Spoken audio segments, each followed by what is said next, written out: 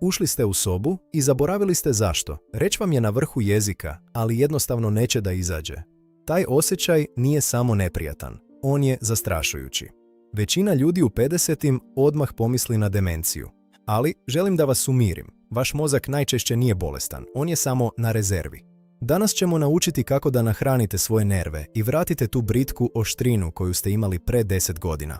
Ostanite do kraja, jer ću vam otkriti jedan laboratorijski nalaz koji lekari često previde, a koji je ključan za vašu memoriju. Vaš mozak je najkomplikovanija električna mreža na svetu. Da bi misao putovala brzo, nervi moraju imati izolaciju, baš kao bakarne žice u vašem zidu. Ta izolacija se zove mijelin. Kada je taj omotač tanak, signali varniče i usporavaju. To je onaj moment kada se zamrznete usred rečenice. Nauka je jasna. Mijelin se može obnavljati, ali mu trebaju specifični građevinski materijali koje vaše telo, nakon 50. sve teže nabavlja.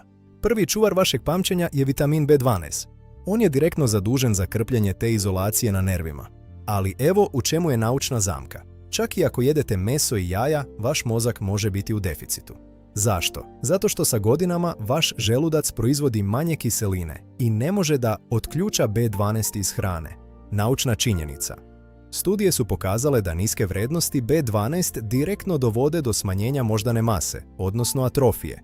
Dakle, nije stvar u tome koliko jedete, nego koliko vaš želudac zaista uspe da upije. Ako se osjećate umorno i zaboravno, vaš mozak možda bukvalno gladuje pored pune trpeze. Druga stvar je holin, ključna supstanca za vaš mozak. Zamislite ga kao benzin za vašu memoriju.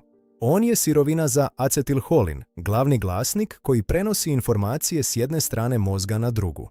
Bez njega, nove informacije se jednostavno ne snimaju. Decenijama su nas plašili jajima zbog holesterola, ali najnovija istraživanja, uključujući veliku Framingamsku studiju, pokazuju da ljudi sa većim unosom holina imaju znatno bolje rezultate. Žumance nije vaš neprijatelj. Ono je najkoncentrisanije gorivo za vaš fokus.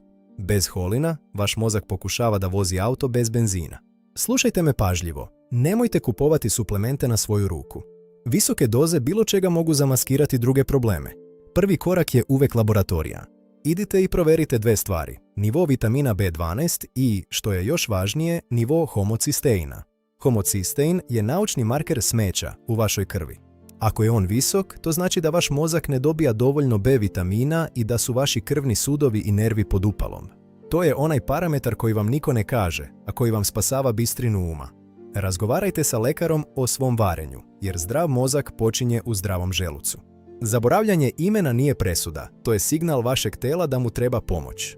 Nahranite svoje nerve pravim mastima i proverite svoje parametre. Ne dozvolite da vas strah parališe, jer rešenje je često u jednoj običnoj laboratorijskoj analizi i promeni doručka. Pišite mi u komentarima, da li ste ikada proveravali nivo B12? Podelite ovaj video sa prijateljima koji se žale na maglu u glavi. Vidimo se u sljedećem istraživanju,